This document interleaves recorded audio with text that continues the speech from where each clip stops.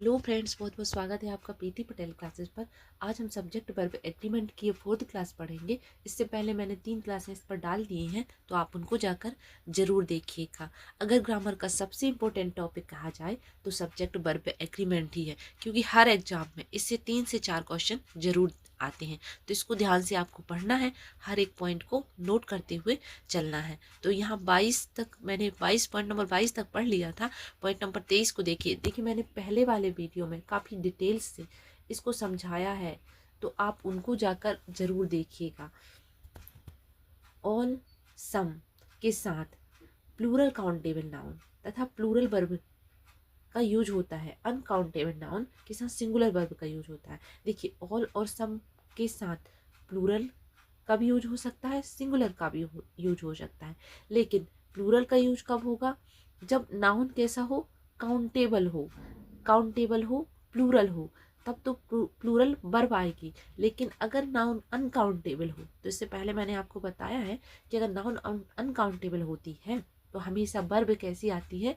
Singular आती है। यहाँ पर एग्जाम्पल के थ्रू समझते हैं। Some animal is faithful. तो यहाँ पर देखिए, एनिमल, क्या हम एनिमल को गिन सकते हैं? हाँ, एनिमल्स को गिन सकते हैं। इसी वजह से ये वाला सेंटेंस रॉन्ग होगा। क्या होगा? सम का मतलब क्या होता है? कुछ। तो कुछ क्या है? कुछ जो है वो काउंटेबल के साथ भी हम लगा सकते हैं। जैसे बोलेंगे कुछ पानी, थोड़ा पानी। हाँ, कुछ वाटर, सम वाटर। अनकाउंटेबल के साथ भी लगा सकते हैं, जैसे सम फ्रेंड्स, मेरे कुछ दोस्त हैं। तो सम का मतलब होता है कुछ। इसको काउंटेबल के साथ भी लगा सकते हैं, अनकाउंटेबल नाउन के साथ भी लगा सकते हैं। लेकिन इसके साथ वर्ब कैसे होगी, वो इस पर नाउन पर डिपेंड करती है। अगर ये प्लूरल है, प्लूरल तो यूज होगा ही, क्योंकि सम का मतलब कुछ होता है। तो ये प्लूरल नाउन के साथ प्लूरल नाउन ही यूज होगा, वर्ब भी प्लूरल आएगी। तो क्या होगा? Some animals are faithful. Sentence ये वाला सही होगा। एनिमल नहीं आएगा, इज नहीं आएगा। नीचे देखते हैं, सम वाटर। अब देखिए, वाटर को हम काउंट नहीं कर सकते, पानी को हम गिन नहीं सकते। इस वजह से यहाँ पर हमेशा जब भी अनकाउंटेबल नाउन का यूज हो तो हमको वर्ब कैसा? सिंगुलर ही यूज करना है। तो यहाँ पर आर का यूज ना होके इज का यूज होगा। ये वाला सेंटेंस सही है। आगे देखते हैं, ऑल के साथ। ऑल के साथ भी अगर काउंटेबल हो तब तो हम यूज करेंगे कैसा? प्लूरल। लेकिन अनकाउंटेबल के साथ सिंगुलर वर्ब। यहाँ पर मनी कैसा है? मनी, पैसे को हम गिन नहीं सकते, क्योंकि हर एक देश में इसका मान अलग अलग होती है। अपने यहाँ क्या चलते हैं? पैसे चलते, रुपया चलता है। अमेरिका में डॉलर चलता है। तो इनका मनी को जैसे 5 रुपए या 10 रुपए मैंने दिए, 5 का सिक्का दिया, 5 का सिक्का अपन ने लिया, तो क्या हम 5 को अलग अलग काउंट कर सकते हैं? नहीं, हम उसको अलग अलग काउंट नहीं कर सकते। इस वजह से मनी अनकाउंटेबल होती है। मनी अनकाउंटेबल होती है, याद रखिएगा, क्योंकि बहुत सारे एग्जाम में मनी से क्वेश्चन बने हैं। तो इसके बाद क्या आएगा? वर नहीं आएगा। प्लूरल सिंगुलर वर्ब आएगी, वॉज आएगा। वॉज कैसा है? सिंगुलर है। वर प्लूरल वर्ब है। तो ऑप्शन नंबर ये सही होगा, ये रॉन्ग होगा। ऐसे क्वेश्चन आपको एग्जाम में देखने को मिलेंगे। तो आपको याद रखना है कि ऑल का मतलब क्या होता है? सभी। तो इसके बाद जो अगर काउंटेबल नाउन आई तो यहाँ पर ये नाउन कैसी होगी? प्लूरल होगी।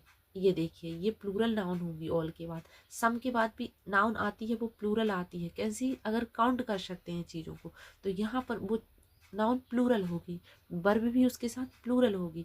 लेकिन अगर हम काउंट नहीं कर सकते, जैसे कि मनी आ गया, वाटर आ गया, मिल्क आ गया, तो उसके साथ हमेशा वर्ब कैसी? सिंगुलर यूज करेंगे। तो यहाँ पर ये सेंटेंस गलत है। क्या होगा? All the money was. अब मनी तो अनकाउंटेबल है, तो यहाँ पर वॉज सही है, ये वाला सेंटेंस सही है। ये वाला गलत है, क्योंकि वर्ब नहीं आएगा। यहाँ पर देखते, ऑल स्टूडेंट। अब स्टूडेंट्स को हम गिन सकते हैं ना, तो इस वजह से हम हमारा सेंटेंस क्या सही होगा? ये प्लूरल है नाउन, वर्ब भी प्लूरल, सेंटेंस ये वाला सही होगा। आगे देखते हैं, निम्नलिखित फ्रेज के बाद आने वाली नाउन के अनुसार सिंगुलर या प्लूरल वर्ब का प्रयोग किया जाएगा। कुछ फ्रेज है जिनके साथ, कुछ फ्रेज के बाद आने वाले नाउन के अनुसार, हाँ, नाउन डिसाइड करेगी कि वर्ब हमको सिंगुलर लगाना है या प्लूरल लगाना है। यहाँ पर भी वर्ब ने ही डिसाइड किया, नाउन ने ही डिसाइड किया कि सिंगुलर लगेगा या प्लूरल लगेगा। काउंटेबल के साथ plural noun, plural verb, uncountable noun के साथ सिंगुलर वर्ब का यूज करेंगे हम। यहाँ पर देखते हैं प्लूरल वर्ब का प्रयोग किया जाता है। देखिए क्या लिखा है, निम्नलिखित फ्रेज के बाद आने वाले नाउन के अनुसार सिंगुलर या प्लूरल वर्ब का यूज किया जाता है। तो देखिए lots of, a lot of, plenty of, quarter of, part of, percent, percent of, one of, one third of, half of, most of, some of, all of, good, a deal of, it's, a lot of books. तो यहाँ पर ये books कैसी है, books plural है, तो books plural है तो यहाँ सिंगुलर वर्ब नहीं प्लूरल वर्ब वर्ब का यूज होगा। ये वाला सेंटेंस सही है।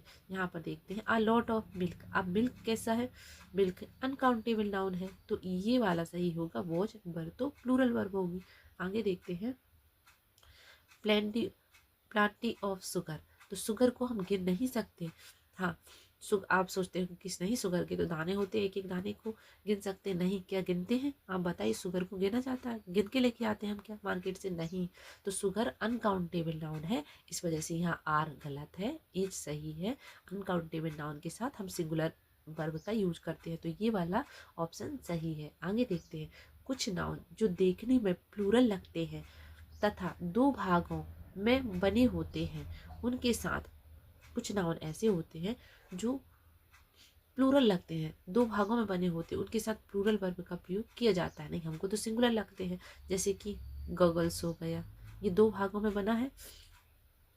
यहाँ पर पैजामा हो गया, ये दो भागों में बना है, ये दो भागों में बना है।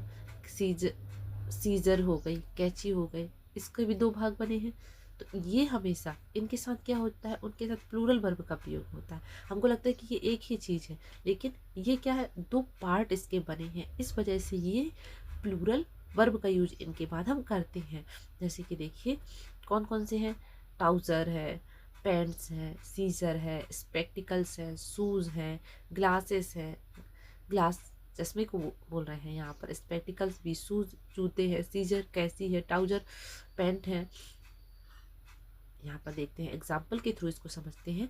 माई शूज इज न्यू, तो यहाँ पर इनके साथ क्या आएगा, आर आएगा, क्योंकि शूज दो होते हैं ना, जोड़ी में होते हैं शूज, तो दो होते हैं, तो यहाँ पर दो दोनों पैरों के लिए चाहिए होते हैं ना, तो इनके साथ ये वर्ब आर लगेगी, ना कि एज। सेंटेंस ये वाला सही है। पायल्स स्पेक्टिकल्स इज न्यू, तो स्पेक्टिकल्स ये भी क्या होते हैं, पेयर में होते हैं, तो इनके साथ हमको वर्ब आर सही होगी, इज गलत होगी, क्योंकि इनके साथ ये दो जोड़ी में होते हैं। इनके साथ हमको यूज कैसा करना है, वर्ब को प्लूरल यूज करना है, भले ही एक है लेकिन ये हमको दो पार्ट में बटे हुए हैं। द सीजर इज, अब सीजर कैसी भी कैसी होती है, कैची भी इस तरीके से होती है, तो यहाँ पर इज गलत है, इसके साथ आर सही होगा, तो द सीजर आर शार्प, ये वाला सेंटेंस सही होगा। नीचे देखते हैं परंतु जब इनके पहले अब ध्यान से पढ़ना है, अपीयर ऑफ का प्रयोग हो तो इनके साथ सिंगुलर वर्ब का प्रयोग किया जाता है। मगर इनके पहले अपीयर ऑफ का मतलब क्या होता है, एक जोड़ी। तो अगर ये अपीयर, यहाँ पर आप देखिए आ लग गया, एक ट्रिक है, ट्रिक बता रही हूँ कि आ लग गया, आ का मतलब क्या होता है, आ का मतलब एक होता है, एक जोड़ी, अपीयर ऑफ सीजर्स, एक जोड़ी सीजर, तो इनके बाद आने वाला वर्ब सिंगुलर हो जाता है। ये प्लूरल वर्ब अब सही नहीं रहेगा, क्योंकि अपीयर ऑफ मतलब एक जोड़ी में, एक जोड़ी जब एक लग गया, आ लग गया यहाँ पर, तो यहाँ पर वर्ब कैसा हो जाएगा, सिंगुलर हो जाएगा। तो यहाँ पर ये वाला सेंटेंस सही है, ये वाला सेंटेंस रॉन्ग है। आगे देखते हैं ओनली, नीचे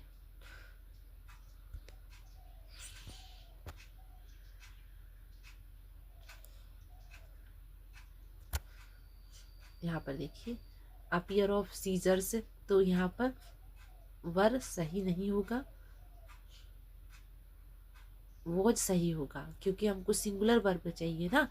तो सिंगुलर वर्ब अपीयर ऑफ के बाद आ गया, मतलब एक जोड़ी में, तो हमको वर्ब कैसे यूज करना है, सिंगुलर यूज करना है। अगर अपीयर ऑफ नहीं होता तब यहाँ पर वर्ब सही होता।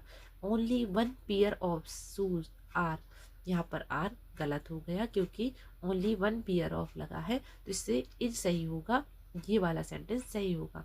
आगे देखते हैं फ्रेज मोर देन वन के साथ सिंगुलर नाउन तथा सिंगुलर वर्ब का प्रयोग होता है। ये फ्रेज है, क्या है, more than one students were absent. तो यहाँ पर ये एब्सेंट, यहाँ पर हमको क्या करना है, सिंगुलर नाउन और सिंगुलर वर्ब का यूज करना है। तो यहाँ तो ये प्लूरल हो गए ना नाउन, ये प्लूरल हो गई ना वर्ब, हमको ये चाहिए। तो मोर than one students was absent, ये सेंटेंस सही है। नीचे देखिए मोर than one passengers were killed. तो यहाँ पर ये पैसेंजर्स नाउन प्लूरल हो गई, वर्ब भी प्लूरल हो गई। हमको सिंगुलर नाउन सिंगुलर वर्ब चाहिए, किसके, मोर देन वन के बाद। ये कॉम्परेटिव डिग्री में आता है, मोस्ट देन भी कॉम्परेटिव डिग्री में आता है। परंतु अब देखिए more books one has been booked by Navneet. तो यहाँ पर अब देखिए, यहाँ पर इसके more than one has been booked by Navneet, यहाँ पर ये सेंटेंस रॉन्ग हो गया है, क्योंकि यहाँ पर ये वर्ब कैसी है, सिंगुलर है। More than books one have been, अब यहाँ पर प्लूरल वर्ब सही होगी, बीन बॉक्ड बाई नवनीत।